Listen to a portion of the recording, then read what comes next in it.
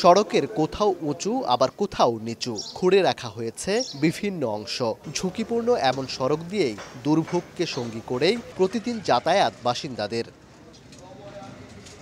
এমন চিত্র ময়মনসিংহ নগরীর পলাশপুর এলাকার। ২০২৩ সালে এই সড়কটির নির্মাণ কাজ শেষ হওয়ার কথা থাকলেও ১ বছর সময় বাড়িয়েও তা সম্পন্ন হয়নি। উল্টো সরকার পতনের পর লাপাত্তা ঠিকাদার। এতে স্থবিরতা নেমে আসে সড়ক ও ড্রেনেজ উন্নয়ন কাজের। দীর্ঘদিনেও ঠিকাদারের দেখা না মেলায় অবশেষে বাতিল করা হয় কাজটি।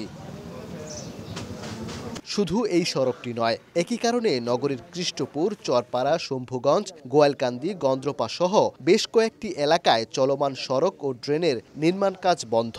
এতে আসছে বর্ষায় চরম ভোগান্তিতে পড়ার শঙ্কায় নগরবাসী।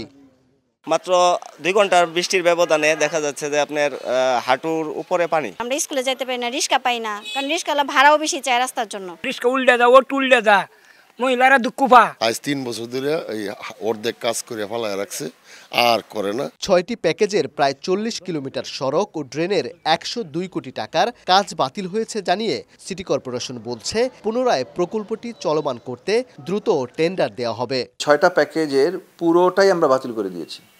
বাতিল করে নতুন করে প্রক্রিয়া শুরু হয়েছে এবং টেন্ডার প্রক্রিয়া চলছে। নগরবাসীর চাহিদা বিবেচনায় ২০২০ সালে ৪ বছর মেয়াদী ময়মনসিংহ সিটি কর্পোরেশন সড়ক উন্নয়ন ও ড্রেনেজ নেটওয়ার্ক সহ নাগরিক সেবা উন্নতকরণ প্রকল্পে ১৫৭৫ কোটি টাকা বরাদ্দ দেয়া হয়। এরপর দরপত্র শেষে ৮৬টি প্যাকেজের আওতায় ৩৫৭ কিলোমিটার সড়ক ও ২৪৯ কিলোমিটার ড্রেনের কাজও শুরু হয়, যার মধ্যে শেষ হয়েছে মাত্র ১৫৫ কিলোমিটার সড়ক ও ১০৭ কিলোমিটার ড্রেন নির্মাণ কাজ। রাস্তা খুঁড়ে কাজ বন্ধ থাকায় ভোগান্তি এখন নিত্যসঙ্গী বাসিন্দাদের।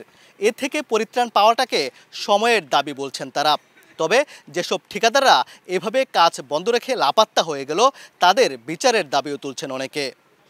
ওবায়দুল হক, সময় সংবাদ, ময়মনসিংহ।